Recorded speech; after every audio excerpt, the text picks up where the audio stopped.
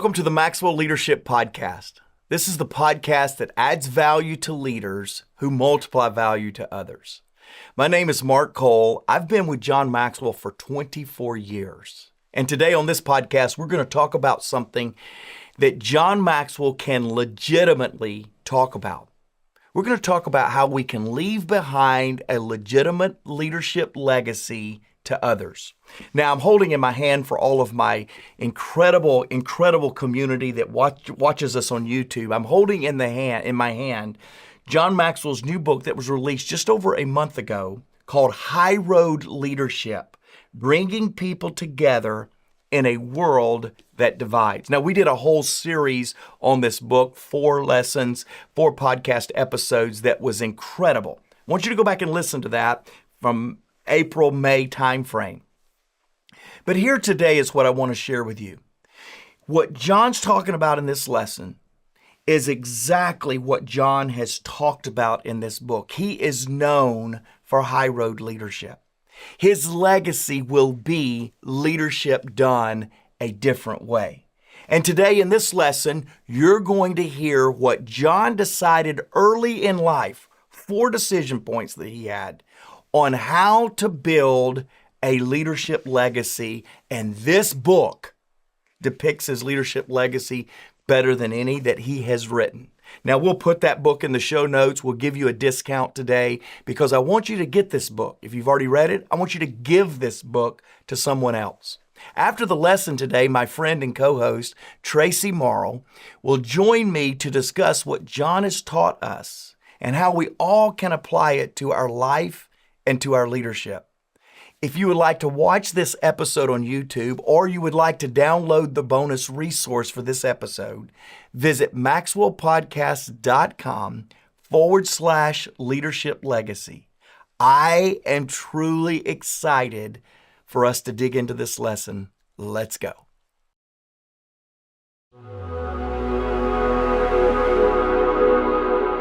I'd like to talk to you today on the subject, leaving a legitimate leadership legacy.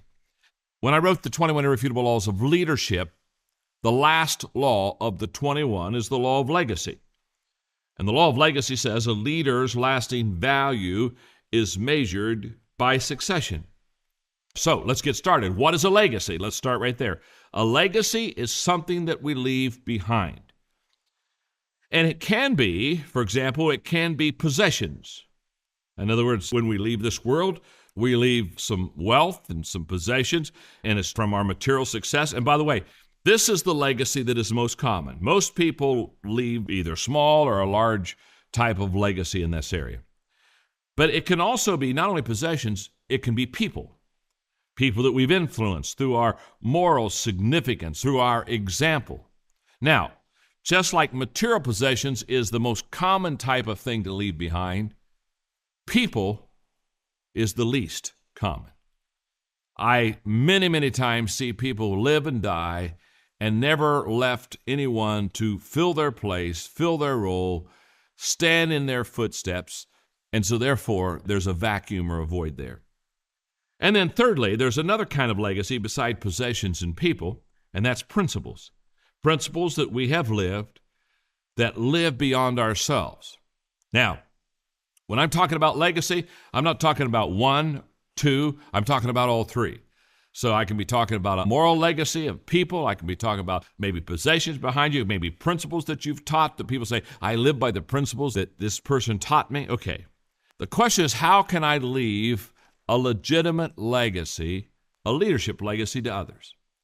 And there are 4 words that are going to be the center of the rest of this lesson, because these 4 words are the game plan for you and I to leave a leadership legacy. The first word is character. The second word, choices. The third, conduct. And the fourth, consequences. Now, in your notes, this next paragraph, stay right with me.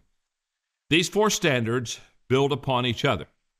Character or lack of it influences our choices. Choices have a direct bearing on our conduct.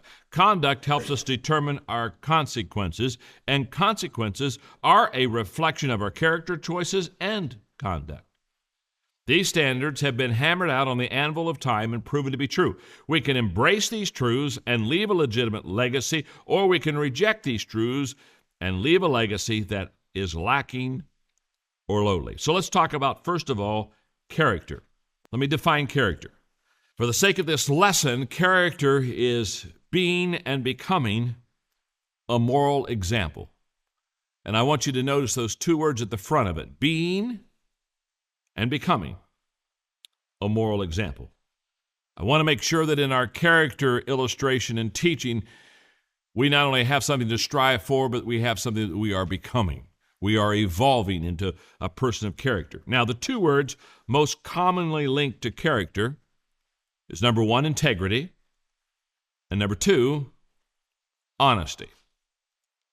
Now, integrity is being true to self. And honesty is being truthful with others. So I want us to see the distinction. When we talk about integrity, I'm talking about being true to yourself. When I'm talking about the whole process of honesty, I'm talking about being truthful with others.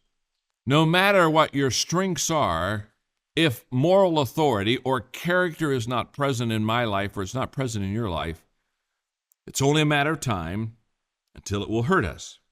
It'll hurt us with leadership, and it will certainly hinder us with passing on a legacy. So, in leaving our legacy, character is foundational, not only to our leadership, but to our legacy. Let's talk about choices now for a moment. And I would help us to understand choices by these following words: thinking clearly and making wise decisions. And one way to define choices is, I love that phrase, care in selecting. Careful decision-making requires a sense of right and wrong that is rooted in character. So let's talk about learning right from wrong in the area of decision-making. To make the right decision consistently, we can't let external influence or peer pressure cause us to do something wrong when our internal conscience is telling us what is right. James Autry in Love and Profit said, we must stop thinking of work as something imposed upon us by the need to make money and think of it as something we have chosen to participate in because of its value in our lives and in the community at large. In my book, Today Matters, I have this statement that I really basically build the book off of. Successful people make important decisions early in their life, and then they manage those decisions the rest of their life. You see, decision-making is important in your early years. Decision managing is important in all of your years. And I would say this. I would say we overvalue decision-making and we undervalue decision managing. Now, quick review. We're talking about leaving a legacy, a leadership legacy, successfully. There are 4 words: 1, character, being honest, or being and becoming a moral example; choices, thinking clearly, making wise decisions. Let's talk about number 3 now for a moment: conduct. And conduct I would define as doing the right thing consistently well. See, conduct is defined as a mode of personal behavior. Doing the right thing consistently well. I love that phrase. Let's go on in your notes. There are 2 important quotes I wanted to give you in this lesson on conduct. One is this one: people do what people see. That is just so true. In fact, the highest motivational principle I've ever taught is this one: people do what people see. They don't do what they hear, they do what they see. People do what people see. In other words, conduct is learned through observation. So when people conduct themselves a certain way in behavior, it's because that's what they have observed in others. People do what people see. One more statement on conduct: we teach what we know, but we reproduce what we are. That's an absolute fact. We teach what we know, but we reproduce what we are. We've talked about 3 words so far: character, being and becoming a moral example; choices, thinking clearly and making wise decisions; conduct, doing the right things consistently well. The last word is consequences. Receiving the results of seeds that we sow. In other words, at the end of the legacy, done well or not done well, there will be a harvest. There will be consequences, positive or negative. Now, this next statement in your notes is one I've been living on for the last month. It's powerful. It says, the success of my day is based on the seeds that I sow, not the harvest I reap. 95% of the people in America walking around on the streets right now are trying to find a harvest. They're looking for results. They're looking for a way to make a buck. They don't understand that harvest is automatic if the proper seeds have been sown. Sow the seeds the proper way with the right timing, harvest is automatic. But most people, they're wanting the return more than they're wanting to make the investment. And the success of your day and my day is not based upon the harvest that we reap. Don't even worry about it. Just ask yourself every day, am I sowing seeds? Am I benefiting others? Am I adding value to others? Am I doing the stuff every day that is going to have, in the long run, in its proper timing, a good return? Now, the success of my day is based on the seeds that I sow, not the harvest I reap. Why? Number one, the seeds I sow will determine the harvest I reap. 2, there is no reaping unless I have been sowing. 3, sowers are committed to giving. 4, sowers enjoy giving more than receiving. And 5, sowing daily into the lives of others will compound over time. Back to my book, Today Matters. Here's another statement that is an anchor statement in the book. The secret of your success is determined by your daily agenda. What you and I do every day is what's going to determine our success. Success is not a mystery. It's not an event. It's not something that's going to happen 22 years from now. Success is determined by your daily agenda. And I close this lesson today by saying what I would wish for every one of you here today is this, that today you would make a commitment. And that commitment is very simple, that you are going to immediately begin to make a conscious effort to every day pour your life into somebody that you can pass the baton on and successfully leave a legacy with. It's the greatest gift that you'll ever give the next generation. It's the greatest gift that you'll ever give the person that you pour your life into. It's the greatest gift you'll ever give yourself. Because is there any greater fulfillment in life than to know that what you worked hard for, believed in, valued greatly, will continue on even after you're no longer there? That's what leaving a successful leadership legacy is all about. Hey, podcast listeners. Many of you listening right now would probably love the autonomy that comes with owning your own business or becoming a coach that helps other businesses succeed. Well, we have a phenomenal strategy where you are 100% in control of your own business, earning income on your own terms, and have access to the people, tools, and resources you need to build a thriving leadership development business. When you become a Maxwell Leadership Certified Team member, you join a global community of entrepreneurs led by our expert team of mentors and faculty, including John C. Maxwell. You'll also get one of the top leadership certifications in the world next to your name, giving you the boost you need to get started.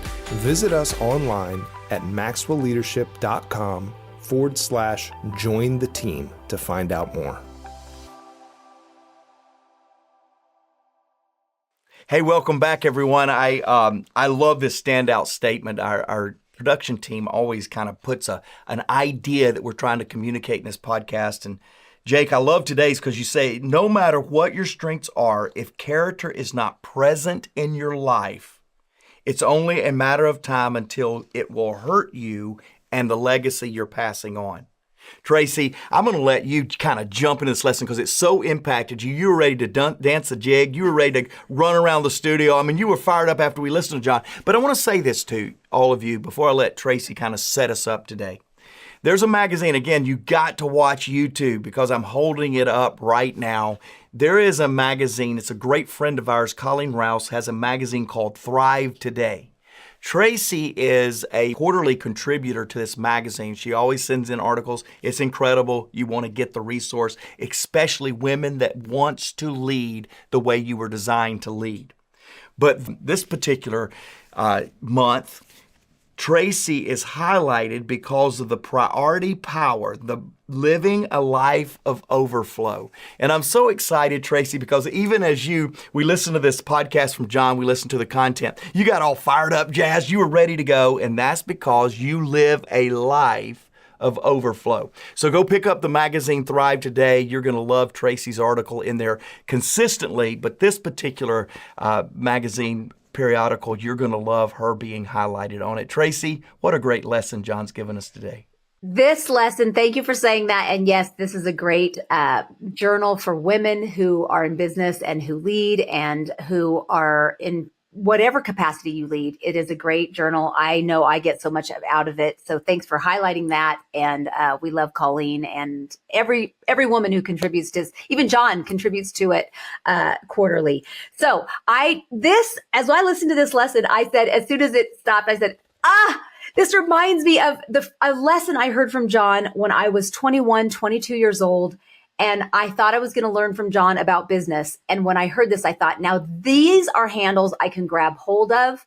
This is something that I can do, because I thought I was going to be learning. I don't know what I thought I was going to be learning, something about business, but everything that he teaches in this lesson is the heart and the life of John. It makes me think of, you're talking about his most recent book, High Road Leadership, but it also reminds me of Today Matters. These are like the bookends of John's life. One is at the beginning of him sharing, really Today Matters to me is like the heart of who John Maxwell is and him sharing his whole life.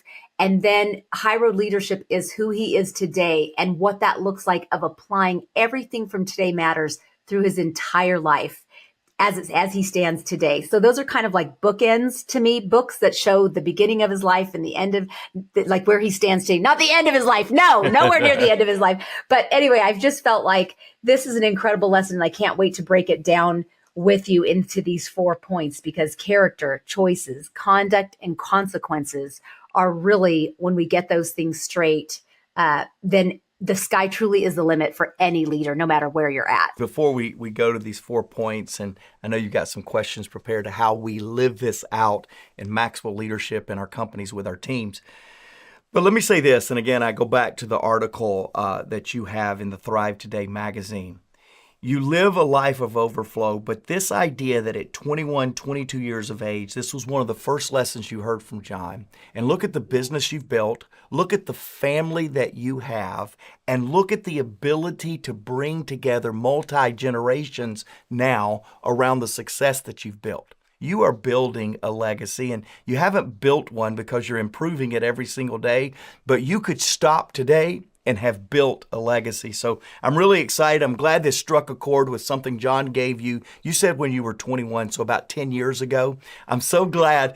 I wanted a point right there for those of you that don't know and are not watching. Here's your $10, Mark. I needed a point right there with saying Tracy was 21 10 years ago. But Tracy, you've built this legacy. John helped you and I'm excited to dig into this today. Well, I am too. And thanks for the joke about me being 10 years ago. It was really well over 30 years, but it really comes back to something that John talks about in point number 2. And we'll talk about that in just a second. But it's about choices and decisions that we make. Because when I heard John first speak, it so pierced my heart. And let this be, it's never too late. He talked about decisions that we make when we are young, and then managing of those decisions over the course of our life, for all of our years. But it doesn't matter if you are listening to this and you are in your 70s. At any point when you make a decision, how you manage it from today forward, because today does matter. And if you are 18 and you are listening to this, 14 and you're in your parents' car, driving on your way to school, and your parents have you held hostage in the car on your way to school, the decisions that you make, no matter where you are in your life, and you manage them. Let me just tell you from experience that managing those decisions and the decisions that you make for yourself of this is who I want choose to be, they really truly matter and they make a difference. So let's dive in to character. And he talked about being and becoming a more moral example. And that is really, to me, and I know you agree with this, Mark, because you are a person who is being and becoming a moral example to me, to your team, to your family, who is ever growing.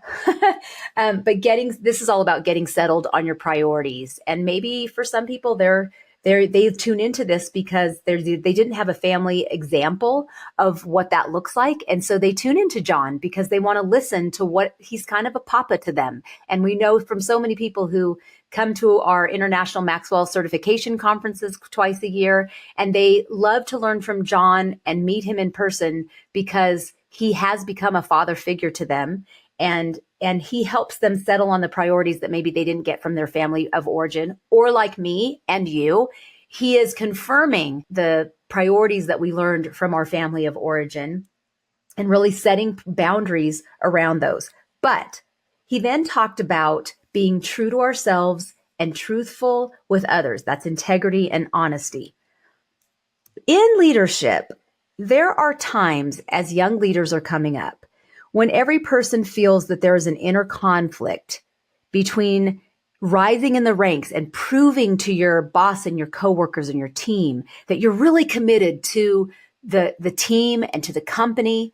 But there are some times where I feel like people they feel like maybe they're confused that they need to compromise on being true to themselves and what matters to them, i.e. time with family, or maybe there's a conflict with a work event and something with their kids at school, or a key event in their kids' lives where they do feel that conflict of being true to themselves and to what is a priority for their family, of maybe taking a little bit of time to, do I go on that business trip or do I stay because my kid is getting an award that's very important that they worked really hard for? Or I'll use an example.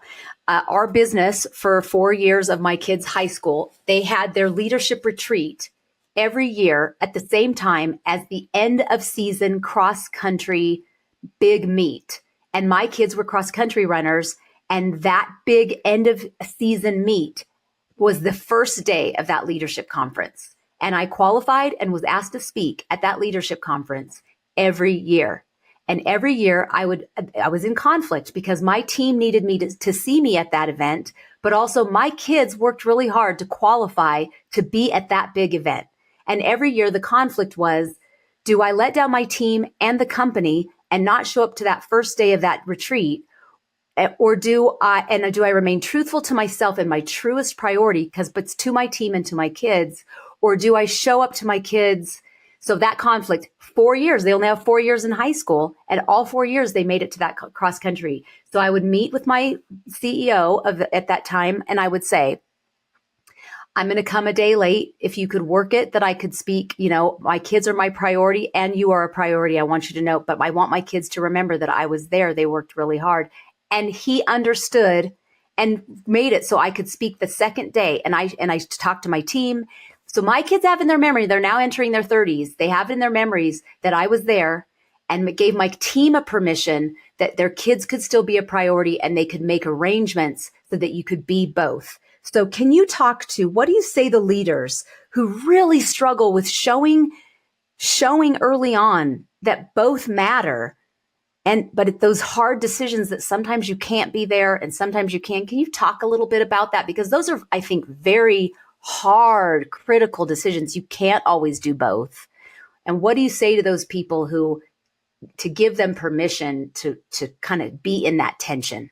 Boy, we could camp out on this first one, the lion's share of our time. And we may just do that because John's given us great content. And you guys can go work hard on choices, conduct, and consequences if we run out of time. But let me take a moment. Your story was really riveting to me. And John's content in this principle was really riveting to me because I spent 30 years of my life, and many of you on the podcast know the story, but I spent 30 years of my life and I did not have the difference between integrity, being honest, true to ourselves, and in honesty, being truthful or authentic to others.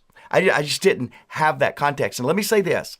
Now, I am a soldier in the army of better leadership. I mean, I fight this battle day in and day out. I travel crazy. We're going to get into that in just a moment and talk about this family tension that you just shared with us in your story, Tracy. But let me say, before we get into the family and how do we balance going on a trip or not going on a trip, you got to reconcile it within yourself first. Absolutely. There is an order to these 2 points under character. And you've got to get the integrity, true to yourself first before anyone else. I'm not deprioritizing your family. I'm not deprioritizing other things in your life.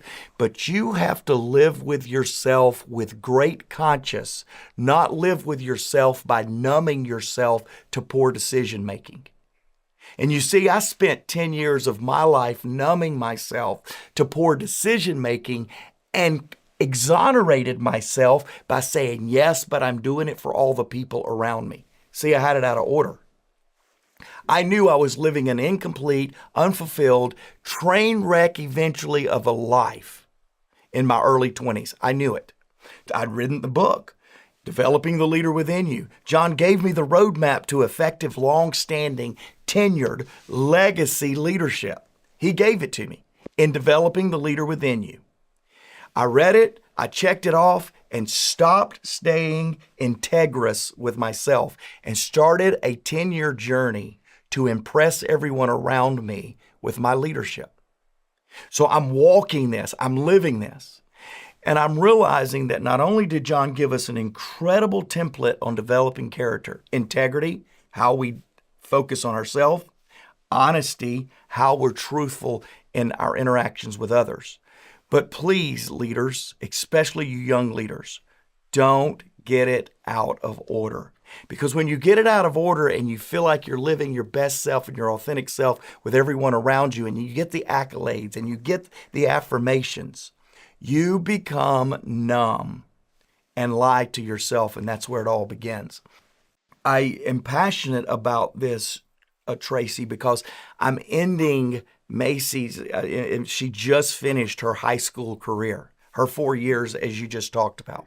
Boy, if I go back and look at the things I missed, I will tell you that I did not get it all right. I was not as present. There were conversations I probably could have and would have had if I'd have just heard your example just then.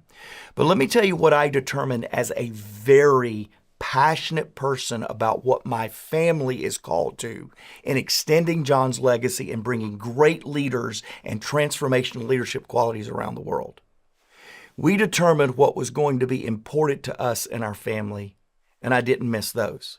Now, that's a tricky, slippery, hard conclusion, because isn't everything important that's family? Isn't the lacrosse games important? Isn't the in Macy's world, the academic place? Macy got, in her high school, she graduated with about 650 kids. She was in the top 5% academically. She was cheer captain. She got voted the most involved in her class. Now, she is the most... I wonder who she gets that from. Exactly. She's the most involved. If I would have tried to be involved in everything Macy was involved in, my last 4 years of her life would have been different. So Macy, Stephanie, and I sit down and we talked about the things that were very important to her. Just recently, I had an opportunity. I'm telling you, I've met a lot of key, high influential stars known around the globe in my life, tons. But I've never met as many as I had an opportunity to meet just a couple of weeks ago. I mean, it was who's who, the people that could have helped our nonprofit, that would have accelerated leadership development, that would have made a huge difference. Here's the problem. It was on the night to where Macy was going to be recognized for her academic accomplishments in high school. Now, I've missed cheerleading games. I've missed her flag football games. I've missed some games. I've missed some things. Right. But Macy, who got several full-ride scholarships to some of the best, most recognized educational institutions in the world, has made a decision that her academic stuff is important. So you know what? I looked at John Maxwell and all these incredible stars that I had the opportunity to sit and have dinner with, about 20 of them. I said, no, thank you. This is Macy's night. and I'm catching a red eye back from the West Coast to make sure that I'm at something that's super important to Macy. You know how I can make that decision? Because I never lost my way in the last 14 years after I got a reach start of making sure what integrity within me looked like. Other people don't get to determine that. Other people don't get to tell me what that looks like. I and my counsel, and for me, my faith, makes the decision on what integrity true to myself looks like. My greatest challenge to all of you listening today, if we don't get to choices, conduct, and consequences, is have you reconciled the character question? Because as John says here, and as the standout quote that Jake gave me at the beginning of this lesson said, if character is not present in your life, it's only a matter of time until it will hurt you and it will hurt the legacy you're passing on. It starts with your character, and character starts with integrity to yourself. I could go on and on, Tracy, but I'm going to pause, catch my breath, and let you direct us to another question, because this is that important to us. Are you ready to elevate your leadership to new heights? Join the movement towards High Road Leadership with John C. Maxwell's latest book. In High Road Leadership, John explores the power of valuing all people, doing the right things for the right reasons, and placing others above personal agendas. Learn how to inspire positive change and bring people together in a world that divides. Order now and receive exclusive bonuses, including a keynote on High Road Leadership by John Maxwell himself, and a sneak peek into 3 impactful chapters. Take the first step towards becoming a high road leader. Visit highroadleadershipbook.com to order your copy today.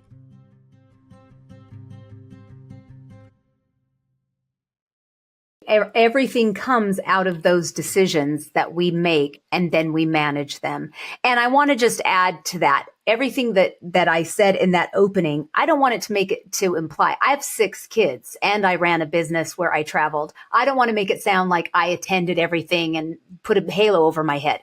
There were many things that I didn't do and attend, and there were lots of conversations, but there were conversations in line with the decisions that I made. There were conversations that we had with our kids that I would say, were there things that you want me to be at that I need to be at? Then I would have conversations with them. I'm not going to be able to be at this thing. And they understood that. So there were those conversations for sure that I wasn't at everything, for sure. And that's okay, because we can't be at everything. And, their dad could attend some things, and some things they went to by themselves. And that's okay for those parents who are listening that are like, hey, I'm a single parent. There wasn't another parent to attend. And I want to say that to you. Sometimes we don't have the ability to do that. And you can still be true to yourself if you give it a try and you have those conversations. Those conversations are key with your team and with your kid. If you are not able to be there, those conversations can fill in those gaps when you aren't able to do that. I want to give that to you if you're listening to this, maybe tearfully thinking I wasn't able to be there. And asking forgiveness, apologizing for the times where you may have missed it, also covers a lot of gaps as well. So we're only human. On Mother's Day, we had our pastor's daughter communicated, and phenomenal. She's communicated on stage, multiple campuses, multiple times. She's an incredible leader, just incredible leader, loves John's content. I mean, she's just incredible. She talked on Mother's Day, and it was brilliant. But she made a point. She's talking to her children almost every night. She's saying, hey, what do you like about my parenting? What could my parenting have done better today that would have parented you better? Just candid conversation. Her daughter told her, 9-year-old daughter told her a couple of weeks before the Mother's Day presentation that she had. Her daughter told her 9-year-old daughter said, Mom, you know what I love the most about you and that helps me? You know how to apologize. Now, we as parents kind of go, oh my, can we show vulnerability to our kids? Do we let them know that we get it wrong? And the answer is yes. Yes. Because you give them the opportunity, number one, to respect you. But number two, you give them a chance to know it's okay to miss it and still hold yourself to an integrity that you will respect about yourself. Absolutely. That's how they learn that saying sorry it's exactly what John says. We reproduce what we are. And when we apologize, we teach them by modeling it to apologize as well. So let's close out because that's conduct and those are choices, what we've all talked about. And he ends by consequences. We're either going to have good consequences or bad consequences. And the beauty of bad consequences is that we can apologize. And that really does, it does soothe over and heal wounds that we leave in our team and in our people. That goes not just in parenting, but with our team. A sincere apology is just, John always says, like when we apologize to our team and show them that we know it, it instills confidence in them again to us because they already know when we've blown it. So when we apologize, it's showing them we know and we own it and we apologize. And it's amazing how that can heal things. But let's talk about seeds. Let's end on seeds. What seeds are you sowing today in your team, Mark? Yeah, I think one of the seeds that I have been very intentional about in 2024. Didn't do this in 2023, and we paid a price for it. We had a consequence because of the choices of the seeds we sowed in 2023. But I really have reacquainted myself in 2024 with the idea that leaders are hope dealers. And so every meeting that I have with our leadership team, I am finding a place to interject hope despite the visible realities, the visible numbers. I believe that last year, for instance, I got away from instilling hope. And when I got to the end of the year and I kind of reassessed our culture, I didn't like the amount of negativity and the amount of despair that we had allowed just to sit around in team meetings and team beliefs. So this year, I've been incredibly intentional. Every meeting, even the tough meetings, because we do have difficult conversations. It's one of our upfront expectations. We will have difficult conversations. But even in difficult conversations, I strategically and intentionally interject hope. Another thing that I interject is this book that I'm holding up. I held it up at the beginning of the lesson before I threw it to John today. This is our rallying cry of the season that we're living in. Guys, in the U.S., it's mid-June, and we're starting to see a divided world here in the United States. It's staggering. If you would have told me 30 years ago when I started voting, if you would have told me that we were going to be at this place in politics in my lifetime, I would have told you you're crazy. The world is divided. And I've challenged our team. I'm sowing a seed. This message of high road leadership, bringing people together in a world that divides, is another seed. The final seed I'll end on, Tracy, is the seed of personal growth. We talked about at the beginning of the show today that John Maxwell has truly created a legitimate leadership legacy. Talked about that and held up the book. The way he did that was at 22 years of age. He made a decision, I'm going to grow myself. He made a decision that growth was an infinite game. There would be no finish line. And I can tell you, after 24 years of working with John, at 77 years young, John Maxwell still has a huge propensity, a huge passion, a huge commitment to grow himself, to learn something.